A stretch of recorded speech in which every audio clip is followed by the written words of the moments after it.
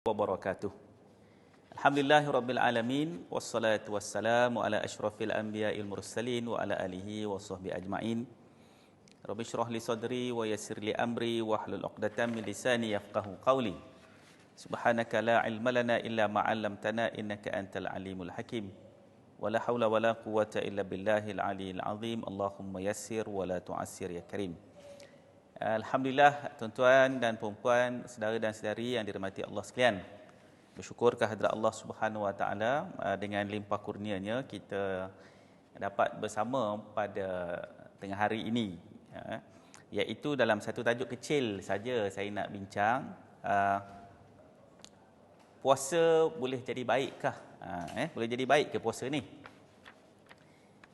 Tuan-tuan dan puan-puan sekalian, soalan ini sebenarnya seringkali ditanya oleh kawan-kawan kita yang non-Muslim. Ketika saya keluar negara, antara soalan yang ditanya oleh kawan-kawan kita yang non-Muslim iaitu kenapa kita puasa. Puasa kita sebut satu ibadat. Tetapi puasa itu bukan sekadar satu ibadat yang bersifat ritual ataupun kerohanian semata-mata. Tapi ibadat itu juga sepatutnya memberi kesan yang besar kepada masyarakat. Sebab itu kalau kita lihat Allah Subhanahu Wa Taala menyebut tentang puasa ni iaitu la'allakum tattaqun. Moga-moga kamu menjadi orang bertakwa. Takwa di sini pastilah merujuk kepada menjadi manusia yang hebat, manusia yang luar biasa. Sebab takwa ini perkara yang disebut oleh agama. Kita pula seringkali diingatkan tentang takwa. Jadilah kamu orang bertakwa. Bahkan apakah yang kita faham tentang takwa itu? Abdullah bin Mas'ud radhiyallahu an ketika memberikan pandangannya tentang maksud takwa, beliau telah mengatakan bahawa takwa adalah kamu sentiasa mengingati Allah Subhanahu Wa Taala dan tidak melupakannya, dipatuhi dan tidak menderhakainya, disyukuri dan tidak diingkari, yakni perintah-perintahnya. Ini yang disebut oleh Abdullah bin Mas'ud apabila membicarakan tentang maksud takwa.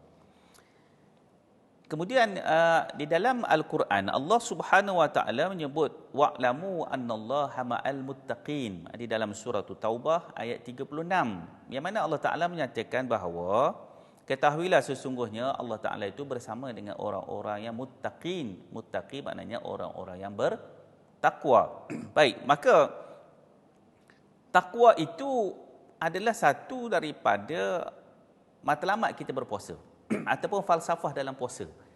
Sebab itu saudara dan saya sekalian, persoalan tentang puasa boleh menjadikan kita baik ataupun tidak, maka kita kena faham dulu falsafah puasa itu. Apabila falsafah puasa menyeru manusia menjadi orang yang bertakwa pada Allah Subhanahu Wa Taala, maka nak menjadi orang bertakwa itu pasti ada ciri-cirinya. Seperti yang kita sebut tadi, takwa itu menjadikan manusia itu mematuhi perintah-perintah Allah. Maka apabila kawan-kawan saya di luar negara, ketika saya bertemu dengan mereka tanya tentang puasa dan sebagainya, maka kita kena jelaskan puasa itu bukan sekadar kita tak makan dan tak minum. Sebab kalau tak makan dan tak minum, ramai lagi orang miskin yang tak makan dan tak minum. Bahkan lebih daripada tempoh puasa. Berhari-hari mereka tak makan. Tak ada sumber makanan. Ya, ramai aja. Di luar negara sana kita tengok orang yang kelaparan. Tetapi puasa bukan sekadar menahan kita daripada makan di siang hari ataupun minum di siang hari, dan juga perkara-perkara yang di sudut syaraknya tak boleh kita lakukan pada bulan Ramadan, seperti pasangan suami isteri melakukan hubungan sekelamin dan sebagainya. Tapi takwa di sini adalah mematuhi perintah Allah. Kita dapat lihat bahawa puasa itu sendiri sepatutnya mencapai kepada tahap yang dikehendaki oleh Allah Subhanahu Wa Taala, iaitulah menjadi manusia yang hebat, yang kita sebut tadi sebagai takwa. Baik, dalam puasa dia menyebabkan kita ni sentiasa ingat pada Allah, betul tak? Buktinya kita akan ingat masuknya waktu maghrib lah. Masuk waktu maghrib ni, waktu ingat kat Tuhan lah. Sebab nanti nak solat maghrib, nak buka puasa waktu maghrib. Oh, masyarakat kita ni kalau bulan puasa dia sharp. Ingat, 7, 21, 7, 19. Tapi kalau selain pada bulan Ramadan, kita tanya maghrib pukul apa? Dia jawab 7 lebih. Ya, 7 lebih je. Tapi Ramadan tak. 7, 18, 7, 19. Ya. Dia akan ingat detik. Ya. Tengok je sharp saja masuk je waktu. Allahumma laka sumtu wa bika amantu wa ala rizqika aftartu bi rahmatika ya arhamar rahimin. Itu berdoa. Tengok, waktu maghrib, ya, kita terus ingat. Dan bila kita nak makan, kita ingat lagi pada Allah Subhanahu Wa Taala dengan baca doa, dengan menyebut bismillah dan sebagainya lah. Jadi persoalan kita lihat di sini, puasa itu memang ada unsur-unsur yang membawa kepada kita mengingati Allah Subhanahu Wa Taala. Puasa itu sendiri bawa kita untuk tahu bahawa kita puasa ni adalah kerana perintah Allah. Bukan kita puasa suka-suka, bukan kita puasa seronok-seronok, bukan kita puasa kerana bulan Ramadan semata-mata. Bulan itu Allah yang tentukan. Sampai saja masa bulan Ramadan, syahrul Ramadan allazi unzila fihil Quran. Pada bulan Ramadan diturun Quran. Tuhan sebut tentang bulan Ramadan tu. Bulan tu datang. Bukan kita tentukan bulan itu. Tetapi kita berpuasa pada bulan itu kerana Allah Subhanahu Wa Taala. Puasa kita kerana Allah menyebabkan kita sentiasa ingat pada Allah. Orang yang ingat pada Allah, pastilah orang tu orang baik. Ya, walaupun mungkin dia tidak baik 100%, tapi unsur-unsur kebaikan itu ada pada dirinya. Saudara saya sekalian, maka sebab itu kita lihat puasa di sini adalah ada falsafahnya. Falsafah puasa itu adalah untuk menjadi manusia yang baik. Baik pula di sini bukan baik pada pandangan manusia semata-mata. Baik di sini adalah pandangan Allah Subhanahu Wa Taala. Sebab itu dalam ayat yang telah saya bacakan tadi daripada surah Taubah ayat 36 yang mana Allah Taala mengatakan wa'lamu annallaha ma'al muttaqin. Ketahuilah bahawa sesungguhnya Allah Taala itu bersama dengan orang-orang yang bertakwa, ya. Maknanya Allah bersama dengan orang yang cuba nak jadi baik. Ya, orang yang berusaha nak jadi baik. Dia jadi baik tak jadi baik kita tak tahu lagi, tapi usahanya ke arah nak jadi baik itu telah pun ada. Begitu juga saudara dan saya sekalian, kita lihat puasa ini membentuk kasih sayang. Kita kasih dan sayang kepada golongan-golongan yang memerlukan, golongan yang susah. Apatah lagi dalam konteks kita sekarang ini, COVID-19, ada orang yang tak ada makan, bukan kerana dia miskin, tapi kerana tak boleh kerja. Dia tak boleh bekerja, menyebabkan dia tak boleh mendapat wang ringgit untuk membeli makan minumnya. Alhamdulillah, syukur pada Allah Subhanahu Wa Taala, saya juga selaku Presiden Pertubuhan Alif pada bulan Ramadan ini kami mengagihkan pek-pek makanan kepada pelarian-pelarian daripada Syria, daripada Yaman, daripada Iraq, ya, dan juga Palestin yang berada sekitar Kajang, Bangi, Ampang dan juga beberapa kawasan. Kita hantar pek-pek makanan untuk mereka berbuka puasa. Jadi kita kena kenangkan di situ ada orang yang susah, ada orang yang memerlukan. Oleh sebab itu, tuan-tuan dan puan-puan sekalian, puasa ini mesti membentuk kasih dan sayang. Baik, yang ketiga, bagaimana puasa boleh menjadikan kita baik? Iaitu puasa menjadikan kita sabar. Sabar. Bukti sabar, kita boleh sabar tak makan, tak minum bermula daripada sahur sampailah masuknya waktu maghrib. Boleh sabar. Sikit pun tak makan. Buka peti ais tu, ada kurma, ada apa, tak makan. Halal tak kurma tu? Halal. Ya, tapi tak boleh makan, kenapa? Belum masuk waktu berbuka puasa. Jadi dia mendidik diri kita sabar, ya. Kita sabar. Bahkan setelah kita berbuka puasa, makan sikit-sikit je maghrib tu kan. Sebab kita nak solat maghrib. Sabar, tak makan banyak-banyak lagi. Sekadar beberapa jamahan kita makan, minum air sikit. Lepas tu kita pun dengan anak-anak solat berjemaah. Dalam konteks hari ni lah. Tak boleh nak pergi solat di sebuah masjid kan. Kita boleh tahan sabar. Tak apa, nanti makan. Dan nanti lepas semayang maghrib dan sebagainya kita jamah makan yang berat-berat sikit. Kita dapat didik diri kita sabar. Ya. Jadi puasa boleh jadi baik? Ya, puasa boleh menjadikan kita baik. Kita pun tidak membazir makanan. Kita makan ala kadar sahaja. Baik, yang keempatnya tuan sekalian, puasa juga disebut sebagai itqun minan nar, iaitu pembebasan daripada api neraka. siapa yang nak masuk neraka? Tak ada orang nak masuk neraka. Hatta kawan-kawan kita yang bukan Islam, yang tidak beriman pada Allah pun, kita tanya dia, kamu nak masuk neraka tak? Nak, I want to go to heaven. Saya nak pergi syurga. Tak ada orang yang kata, saya masuk neraka pun okey. Mana ada, tuan sekalian, tak ada. Maka puasa ini adalah peluang untuk kita masuk syurga Allah. Orang yang masuk syurga Allah adalah orang yang baik. Sebab tu saya kata tajuk kita ni, puasa boleh jadi baik ke? Ya, puasa boleh jadi baik. Sebab orang baik saja yang masuk syurga Allah. Baik pada sisi pandangan Allah Subhanahu Wa Taala, bukan pandangan mata kita.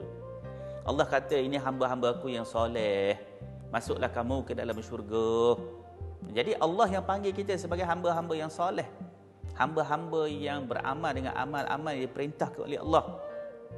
Maka apabila Allah Subhanahu Wa Taala panggil kita dengan panggilan hamba-hamba yang soleh, maka kita jadi orang baik. Jadi puasa di bulan Ramadan memang boleh menjadikan kita baik. Kenapa? Iaitu kita berdoa minta keampunan Allah Subhanahu Wa Taala. Aisyah radhiyallahu anha bertanya kepada Nabi sallallahu alaihi wasallam, "Ya Rasulullah, apa aku nak baca doa bulan Ramadan ni, bulan puasa ni nak baca apa?" Maka Nabi pun kata, "Wahai Aisyah, bacalah Allahumma innaka afuun tuhibbul afwa fa'fu anni." Ya, Nabi ajak Aisyah baca doa, "Wahai Tuhan yang Maha Pengampun, yang suka kepada keampunan, maka ampunilah aku." Tengok bulan Ramadan ni, Nabi ajar Aisyah secara khusus, maknanya ajar kita jugalah secara umum, supaya jadi orang-orang yang minta ampun pada Allah. Jadi orang-orang yang mengharapkan belas ihsan Allah untuk mengampunkan dosa-dosa kita. Pastinya Allah Subhanahu Wa Taala akan mengampunkan apabila kita meminta ampun kepadanya. Itu kita kena yakin. Yakin Allah akan ampun. Bahkan Allah Taala berfirman, "Innallaha yuhibbut tawwabin wa yuhibbul mutatahhirin." Dalam surah Al-Baqarah ayat 222. Yang mana Allah Taala menyatakan Allah Taala mengasihi dan mencintai orang-orang yang bertaubat dan orang-orang yang membersihkan dirinya. Kita akan dapat cinta Allah apabila kita mengaku kesalahan dan kesilapan-kesilapan kita. Tak ada manusia yang tak melakukan kesalahan. Tak ada manusia yang tidak melakukan kesilapan. Sama ada sengaja ataupun tidak sengaja.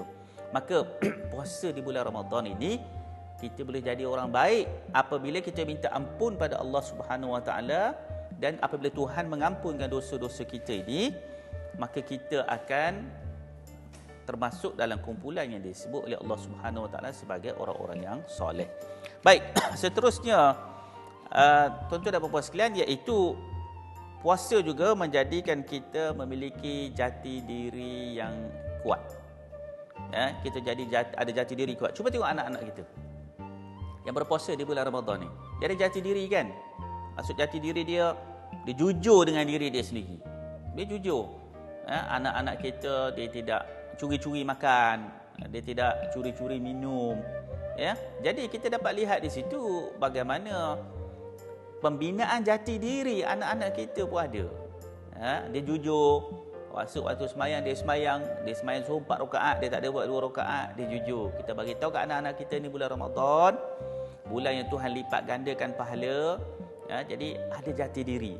Pada solat sunat tarawih pula, dalam keadaan sekarang lah, tuan-tuan dan puan sekalian, kita kan solat di rumah berjemaah dengan anak dan isteri, sebab tak boleh nak solat di masjid, di surau, kerana tempoh PKP ni. Saya syorkan kita bergilir dengan anak-anak kita jadi imam. Buat 8 rakaat, contohnya tarawih kan. Rakaat yang pertama, 2 rakaat yang pertama itu bapa jadi imam. 2 rakaat yang kedua bagi anak yang sulung jadi imam, anak lelaki. Kemudian bagi anak yang nombor 2 ke nombor 3 pula, bawa 2 rakaat. Jadi kita dapat membina jati diri. Anak kita dapat kita latih dia jadi imam depan kita. Tak apalah, apa-apa surah dia nak baca pun biar je. Sebab sekarang ni proses kita nak latih dia, lagi pun baca surah tu sunat je. Jadi tengok, kita dapat membina jati diri anak-anak kita. Jadi tuan-tuan, janganlah tuan-tuan sebagai ketua keluarga, sebagai suami, sebagai bapa, tuan-tuan je pulun sampai 11 rakaat tu. Bagi kat anak tu. Tak apa, anak tu umur 9 tahun. Tak apa, 9 tahun pun 9 tahun. Bagi dia, sah je semayang kita. Lagipun semayang sunat. Jadi ini saya sebut tadi bahawa puasa itu membina jati diri manusia. Ya. Anak-anak kita dapat bina jati diri dia jadi berani sebab dia tak segan depan mak bapak dia semayang. Esok-esok insya-Allah bila kita latih dia di rumah ni sebulan ni, akan datang kita pergi ke surau masjid, anak kita pun berani jadi imam. Ya. Sekarang ni kalau kita pergi surau masjid, kalau tok imam tak datang, mulalah jadi imam tolak, engkau lah imam, engkau lah imam, engkau lah imam. Takut. Ini lepas habis Ramadan ni dah sebulan dah sembahyang kat rumah tarawih. Lepas ni tak ada alasan lagi tuan-tuan nak tolak-tolak bila imam tak ada. Naik dia jadi imam. Kalau itu pun tak boleh, maknanya apalah latihan selama sebulan di bulan Ramadan yang tuan-tuan sembahyang kat rumah bersama keluarga ni. Kat depan tak boleh nak pergi. Ini ada masalah ni. Ya. Baik, tuan-tuan dirahmati Allah sekalian. Seterusnya saya nak lihat di sini tuan-tuan sekalian tentang puasa yang kita laksanakan di bulan Ramadan ini. Kita kena ingat bahawa puasa itu adalah bukan sekadar perintah daripada Allah. Bukan sekadar. Perintah tu dah tetap dah, tak boleh ubah dah. Tetapi adalah peluang untuk kita menjadi hamba-hamba Allah yang soleh. Sebab itu ingin saya sebutkan di sini tuan-tuan dan puan-puan sekalian, iaitu peluang ini hendaklah kita rebut. Peluang ini hendaklah kita rebut supaya kita dapat melihat bahawa Allah Subhanahu Wa Taala memang kasih pada kita. Sebab itu kita ada bulan Ramadan. Tuan-tuan bayangkan setiap amal kita dilipat gandakan pahala oleh Allah. Bayangkan apabila kita membaca Al-Quran, ganjarannya begitu besar. Bayangkan pintu langit Tuhan buka seluas-luasnya untuk menerima doa-doa yang kita panjatkan kepada Tuhan. Bayangkan Tuhan buka pintu rahmatnya untuk mengampunkan kita. Jadi kena ingat bahawa bulan Ramadan ini dan puasa di bulan Ramadan ini adalah bulan peluang. Jadi jangan buang masa. Apatah lagi sekarang bukan boleh buat apa pun. Masing-masing duduk kat rumah yang tak bekerja. Duduk di rumah. Takkan hanya nak tengok TV saja. Ya? Takkan nak habiskan masa dengan menonton saja. Berapa banyak filem nak tengok. Berapa banyak rancangan TV nak tengok. Maka ambil peluang ini. Selain pada itu yang saya rasa seronok di bulan Ramadan ini, satu hikmah yang dapat kita lihat iaitu hubungan kita dengan jiran tetangga kita. Jiran-jiran dah mula kan hantar kuih, dia masak sikit dia hantar rumah kita, kita pun esok masak sikit hantar rumah dia. Sedap tak sedap cerita lahir lah, maklumlah lama tak masak kan, selalu masak di bazar Ramadan. Itulah tempat kita ambil kan. Tapi kita tengok hubungan erat kita dengan jiran. Jiran-jiran kita pun buat masakan-masakan, dia pun boleh jual sikit keuntungan, kita pun support dia, kita pun beli. Nampak tak bagaimana bulan puasa tahun ini, bulan Ramadan tahun ini mengeratkan hubungan kita dengan jiran, tetangga dan sebagainya. Jadi tuan-tuan yang dirahmati Allah sekalian, apabila kita kembali kepada persoalan adakah puasa boleh menjadikan kita baik, jawapannya ya, 100%. Kita boleh jadi baik dengan syarat kita tahu falsafah Ramadan. Apakah yang dituntut di dalam Ramadan? Apakah ganjaran yang disediakan oleh Allah Subhanahu Wa Taala? Kemudian kita akan melalui 11 bulan ini dengan ingat bahawa latihan Ramadan menjadikan kita jujur dengan diri kita sendiri, dengan orang lain, dengan Allah. Latihan Ramadan menjadikan kita sabar. Latihan Ramadan menjadikan kita mempunyai jati diri yang tinggi. Latihan Ramadan menjadikan kita ada sifat kasih sayang. Latihan Ramadan menjadikan kita sentiasa ingat kepada pencipta kita sebab Allah Subhanahu Wa Taala bagi rahmat dan kasih sayang kepada kita. Jadi oleh sebab itu tuan-tuan dan puan-puan yang dirahmati Allah sekalian, saudara dan saya sekalian, rakan-rakan Facebook saya, ingin saya buat satu kesimpulan yang mudah, iaitu Ramadan memang boleh menjadikan kita manusia yang baik. Apabila kita ada ilmu, apabila kita faham falsafah Ramadan, maka di situlah nanti kita akan tahu bagaimana Allah Subhanahu Wa Taala menyediakan peluang-peluang yang banyak. Saya rasa cukuplah sekadar itu tuan-tuan sekalian. Sedikit perkongsian saya. InsyaAllah ada masa, ada ruang ketika kita kongsi di masa-masa lain. Sekadar itu, wabillahi taufiq wal hidayah. Wassalamualaikum warahmatullahi wabarakatuh.